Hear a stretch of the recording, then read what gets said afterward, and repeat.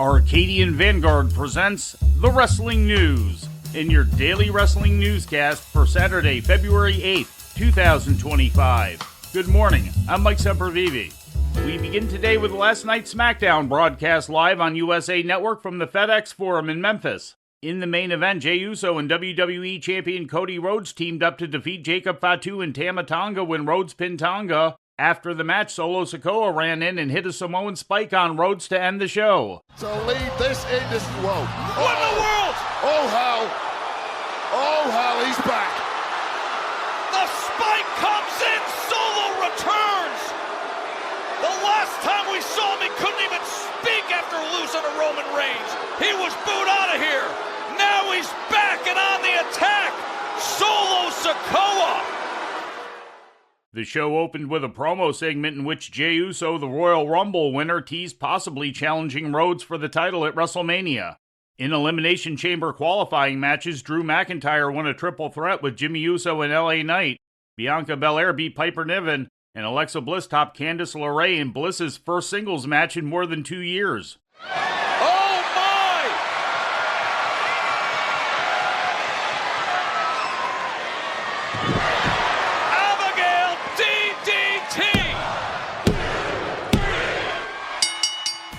In other results, Carmelo Hayes defeated Akira Tozawa, and Pretty Deadly defeated WWE Tag Team Champions DIY in a non-title match to earn a future title shot.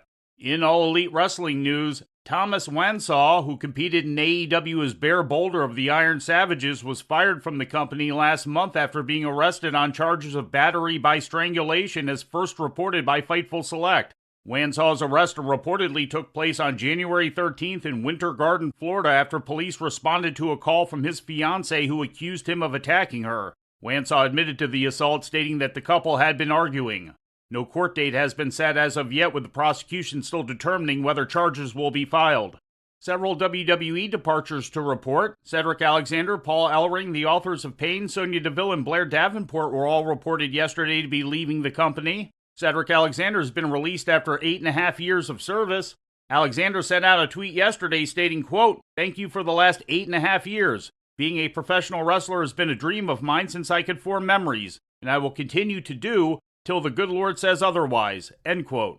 Alexander ended the tweet with the hashtag CU90, believed to be a reference to his 90-day non-compete clause. Alexander first appeared for WWE in June of 2016 as part of the Cruiserweight Classic, and joined the company full-time 3 months later. Fightful also broke the news last night of Ellering being released from the company. Appearing most recently as a member of the Final Testament faction, Ellering had been brought back to the company at the end of 2023 as the manager of the Authors of Pain, a role that he had filled from 2016 through 2018. The release of the Authors of Pain was reported by Mike Johnson.